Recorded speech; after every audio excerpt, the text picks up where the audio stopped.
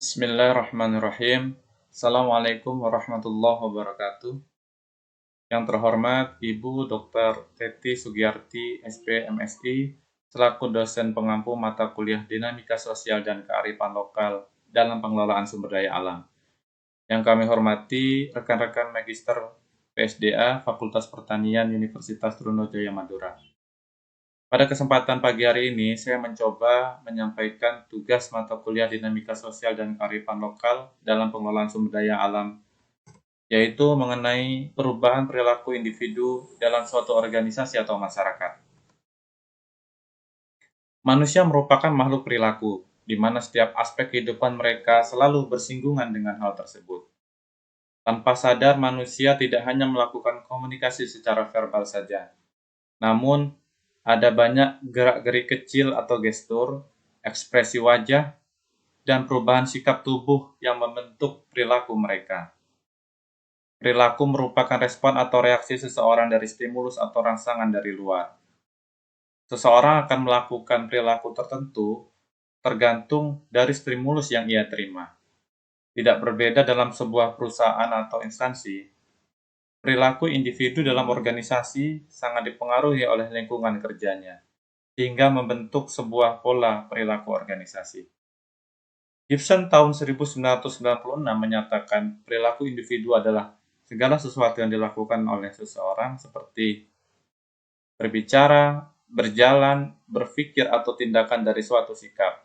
Sedangkan menurut Kurt Lewin, perilaku individu pada dasarnya merupakan fungsi dari interaksi antara person atau individu yang bersangkutan dengan lingkungan. Dalam perkembangannya, perilaku seseorang dapat berubah-ubah sesuai dengan hal-hal yang memungkinkan perubahan itu terjadi. Dalam perkembangannya di kehidupan, perilaku manusia dipengaruhi oleh beberapa faktor intern dan ekstern yang memungkinkan suatu perilaku mengalami perubahan. Faktor-faktor yang mempengaruhi perubahan perilaku yaitu faktor yang pertama, faktor internal. Tingkah laku manusia adalah corak kegiatan yang sangat dipengaruhi oleh faktor yang ada di dalam dirinya. Faktor-faktor intern yang dimaksud antara lain jenis ras atau keturunan, jenis kelamin, sifat fisik, kepribadian, bakat, dan intelijensia. Faktor yang kedua yaitu faktor eksternal, yaitu pendidikan, agama, kebudayaan, lingkungan, sosial, ekonomi. Teori SOR, yaitu stimulus organism response, yang dikemukakan oleh Holland pada tahun 1993, mengasumsikan bahwa penyebab terjadinya perubahan perilaku bergantung kepada kualitas rangsangan atau stimulus yang berkomunikasi dengan organisme. Artinya, kualitas dari sumber komunikasi, misalnya kredibilitas, kepemimpinan, gaya berbicara seseorang, sangat menentukan keberhasilan perubahan perilaku seseorang, kelompok atau masyarakat.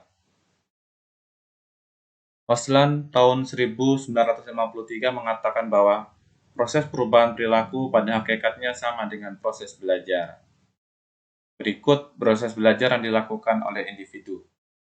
Pesan atau stimulus yang diberikan komunikator kepada komunikan atau organisme dapat diterima atau ditolak oleh komunikan tersebut. Jika komunikan menolak stimulus yang diberikan, berarti stimulus tersebut kurang efektif untuk digunakan dalam mempengaruhi perhatian individu, sehingga proses belajar berhenti sampai di sini. Namun, apabila stimulus diterima, menandakan adanya perhatian dari komunikan atau organisme. Komunikan mengerti stimulus yang diberikan oleh komunikator ini. Berarti, stimulus tersebut efektif digunakan dan proses belajar berlanjut. Setelah itu, komunikan atau organisme mengolah stimulus yang diterimanya, sehingga terjadi kesediaan untuk bertindak demi stimulus yang telah diterimanya, atau dengan kata lain, mengambil sikap. Ditambah dukungan fasilitas serta dorongan dari lingkungan, maka akhirnya sikap yang diambil komunikan atau individu tersebut berlanjut menjadi sebuah tindakan, yaitu perubahan sikap atau perilaku. Contoh perubahan perilaku, pada kesempatan ini saya coba mengambil contoh dalam bidang kesehatan.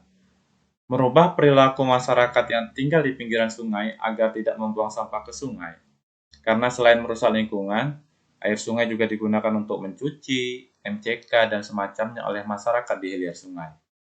Berikut adalah beberapa elemen yang ada di dalam teori SOR untuk kasus ini, diantaranya adalah stimulusnya, yaitu gagasan untuk menyadarkan masyarakat yang tinggal di sekitar aliran sungai untuk tidak membuang sampah ke sungai.